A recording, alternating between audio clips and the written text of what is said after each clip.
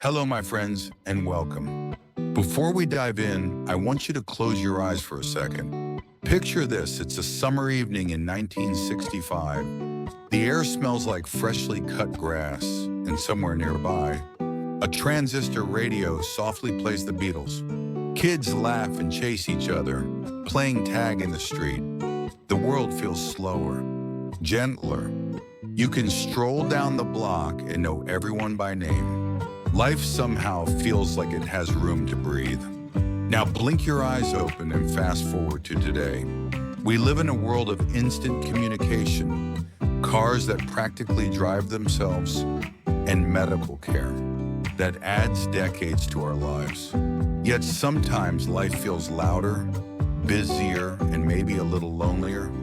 This isn't a video about picking sides or deciding which era was better.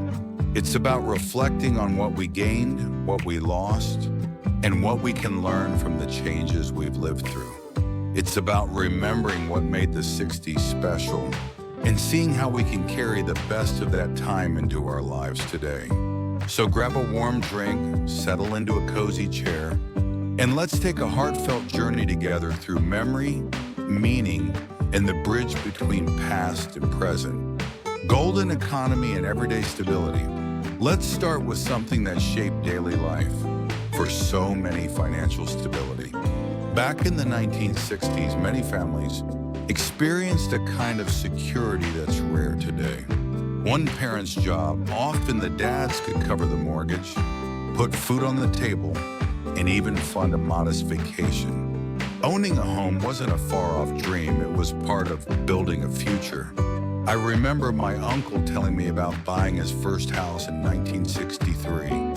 He paid less than 3 times his yearly salary. That house saw 4 kids grow up, graduations, birthday parties, and by the time the oldest left for college, the mortgage was long paid off. He said with a smile, "We worried about keeping the yard neat, not about making the next rent payment." Today, even with all our progress, many families juggle multiple jobs, carry debt, and wonder if homeownership is ever within reach. But here's a thought. While we can't turn back prices, we can keep alive some timeless habits: saving, sharing resources, and measuring wealth, not just by money, but by stability, generosity, and community support. Funny story, my aunt once tried to teach me how to budget back then. She said, "You just buy what you need, and don't forget, if you want ice cream, you'd better save for it." simple, right? Maybe there's wisdom in that simplicity. What's one habit you think we could bring back to help us feel more secure today? Let me know in the comments. Community and the front porch life. Now let's talk about connection. The 60s were marked by closeness. Neighbors dropped by unannounced. Kids played in the streets until dark. Front porches weren't just architectural features, they were gathering spots. If you were sick, someone brought soup. If you needed help, someone was there. Contrast that with today, where we're connected online more than ever, yet many feel isolated. We scroll through updates instead of stopping by to chat. Friendships sometimes feel digital, not real. I know a woman in her 70s who still remembers Friday night block dinners in 1968. Kids running wild, adults sharing food and stories under string lights. Nobody felt alone. She told me. We were all part of something. Here's a quick story. One summer, my neighbor's cat went missing. Instead of just posting on Facebook, the whole block came together. Search parties, flyers, even a makeshift lost cat phone tree. That's front porch life in action. We can bring some of that back. Presence is priceless. Relationships need more than likes or messages. Call a friend, invite someone over, wave to your neighbor. A little real connection can bring back that lost warmth. What's your favorite memory of community? Share below, I'd love to hear. The spirit of change. The 1960s were a decade of bold voices and brave hearts. The civil rights movement, women's liberation, Protests for peace, they were noisy, messy, and full of hope. People risked comfort and safety to demand a fairer world. My cousin once told me about joining a bus trip during the Freedom Rides in 1961. He said, We weren't brave because we weren't afraid we were brave, because we couldn't stay silent anymore. today activism still thrives, but often from behind screens. The battles for fairness and compassion continue, but sometimes the courage to show up in person feels harder to find. Funny thing, my cousin also joked that the 60s protests had better snacks. You can't survive on Instagram likes alone. He said with a grin. True change always requires showing up. Whether standing for fairness, kindness, or truth in your community, your voice and presence matter more than ever. What cause moves your heart? If you feel comfortable, share it below. Health, aging, and the gift of more time. In the 60s, life expectancy was shorter, and old age often meant slowing down early. Medical care was limited, and healthy aging wasn't a common focus. Today, many live well into their 80s and 90s with energy to spare. Advances in medicine, better nutrition, and active lifestyles mean aging isn't just about surviving, it's about thriving. A neighbor of mine turned 91 last year and still teaches dance classes twice a week. She says, We didn't have this kind of energy back.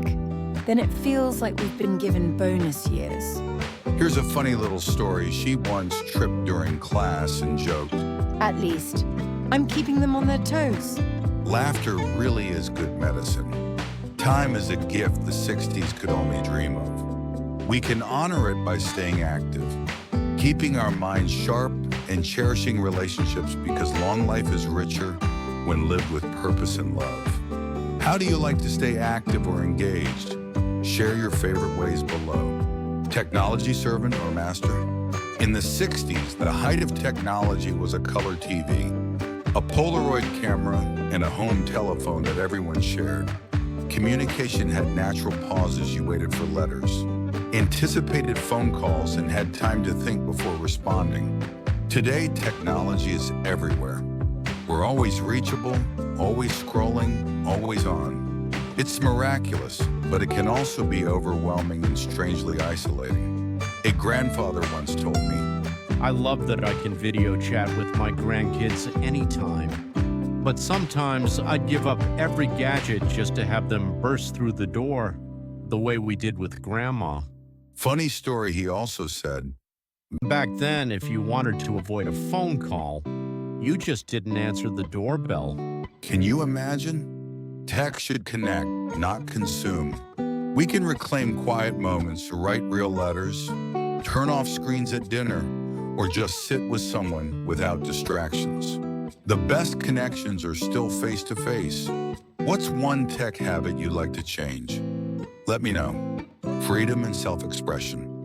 The 60s were a time of expression and individuality. Fashion broke rules. Music told stories of rebellion and love. And for the first time, many felt free to live differently from their parents. A woman told me about painting flowers all over her Volkswagen van in 1969 and driving across the country. Nobody cared if you were different. She said, We were all finding ourselves and cheering each other on. here's a lighthearted moment, she said once a cop stopped her. But instead of a ticket, he asked for a ride to the next town. That's the kind of boldness that defined the era. Freedom isn't just a right, it's a practice. At any age, you can try new things, explore who you are, and live authentically.